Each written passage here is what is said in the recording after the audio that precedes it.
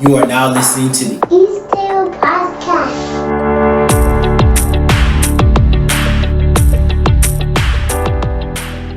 Hey everyone, thank you for tuning in to another episode of the E-Chamber Podcast, and I'm going to get right into things as always. See, I was watching online a celebrity that I knew, famous enough that if I shared who that person was, you would know it is, but no slander on the E-Chamber Podcast. But I was listening to this person and they were going on a bit of a rant about something about themselves. And I was just listening to them, and you know when you're listening to someone rant about themselves and you're like, this person is in denial. Now the reason why I say that person is in denial, I don't know them personally, but several other people have been saying something about this person, and this person just seems to not get it. This person in their rant appeared more to be trying to convince themselves than everyone else. And, maybe by chance this person is telling the truth and everyone's lying on them. Who knows? But that's not the major point. The major point is that when I walked away from that conversation watching them, I thought, man, what a poor person to be in a state of denial and not know it. And then I started to challenge myself to say, am I in a state of denial about something? Like really? Because when we start thinking about being in a state of denial, it's easy for us to point out other people and say, well, that person's in a state of denial. That person's in a state of denial. But it's hard to look in the mirror and say, is it possible that I'm in a state of denial and I don't even realize it? Now, for the sake of this podcast, let's just simplify it to say being in a state of denial is to deny evidence or facts or events of certain things that we all agree are true, which is a slippery slope all in itself. But let's just keep it basic. Things that evidence we see that is based in reality, denying those things actually exist or not accepting them to be true.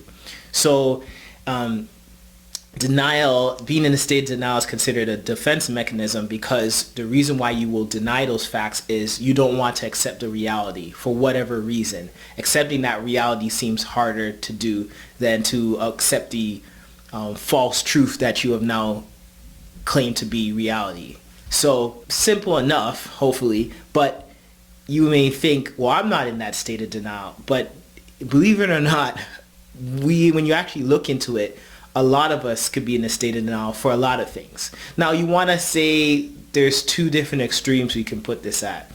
You could be in a state of denial where you know and admit you're in a state of denial and you don't really want to embrace that. So for instance, I'm a big Kobe Bryant fan. Where I rank him all time, I am in denial about that. I will not change my mind, but I know I'm in denial about that. But what about those areas where you're in denial about something that you don't even know you're in denial about that? So I could I'm in denial about where I rank Kobe all time, but I know that and I'm okay with that. But there could be another area in my life where I have no clue I'm in the state of denial. And worse off, sometimes everyone around me may know that, but I don't know that. And sometimes people have tried to tell me, but to no avail, they say I'm still in that state. Now, ultimately, it's a defense mechanism. And when you dig into it a little bit deeper, you will realize that for some areas, if I'm in the state of denial and there's no pain, it's not really a big issue. Where I rank Kobe or other athletes all time is not hurting me. It's not hurting anybody else. I have no effect on that, effect on anything and anyone else's lives. It's just my opinion. That's fine. So if I'm in the state of denial about things of that nature, it doesn't matter. You could be somebody that you're not as good with your money. Maybe you have a little bit of a spending problem, but you make so much money that it doesn't really matter. If that's the case, then, being in a state of denial doesn't really, get to you. You can follow where I'm going. There are some areas where we're in state of denial for things and there's not a big impact if we, change our opinion or not. But what about those areas where there's actual hurt and pain, where you being in the state of denial is hurting not just yourself but others? Then that becomes an issue because now you rejecting or not accepting the truth about something is hurting yourself and hurting others. And maybe it's hurting you in a way that is tolerable so you don't really face it. But what if it's starting to hurt you in a way that is really impeding your quality of life, impeding you and others of experiencing things that is actually becoming an issue? That's when you want to be able to confront that. Now, I know that for some of us, it might be something deeper where you need to experience a form of counseling to really address that. But for those who maybe are not ready at counseling, I would start to look at areas where you're seeing pain or some problems or challenges. That might be an area where you could be in a state of denial. Maybe not, but you could be in a state of denial. So if you keep getting fired from jobs and the bosses that fire you keep saying the same thing, and so that's impacting your income, you might want to wonder, am I in denial in an area like that? If you are in multiple relationships and everyone that breaks up with you, they're the ones that break up with you and they're saying the same thing, you could be in a state of denial, and now that's impacting your ability to stay in a functional relationship. So you could look at areas of pain and wonder, are you in denial? Just because you're in denial about something in that doesn't mean it's all your fault. It just means that when it comes to healing that situation, you want all the truth. So being in denial about something is not going to help you get to the truth.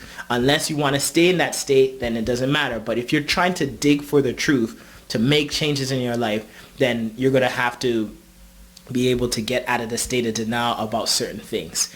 And being around people who you love and trust to share those things that they think you could be in this state of denial, that might be one of the first steps even before counseling for some people, because even when you don't believe it, if it's somebody that you love and respect, you're going to say, I don't think this person would lie to me. So that might be the process is going to be hard, but it might be one of the easiest kind of quick forward ways or straightforward ways you can kind of deal with that. So ultimately, what I'm saying, we all have we all in some form operate in a state of denial. But if it's beginning to really hurt you and your relationships, you want to look into that. And if it's something deep, you need to seek counseling. Or if it's something that you think is not as deep as counseling, but you really got to deal with it, bring loved ones that you really care about and give them the authority or the liberty to tell the truth, and don't just get mad at them and challenge them. Because if you are starting to argue with people about that truth, that's a sign that you could be in denial.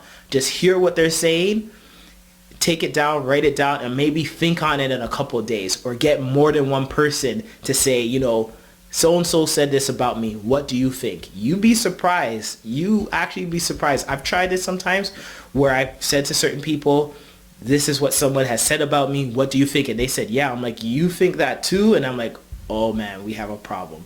But not really a problem, because now I'm closer to the truth. And if I'm closer to the truth, I'm able to deal with it. So that's it for today. Have a great week. Take care.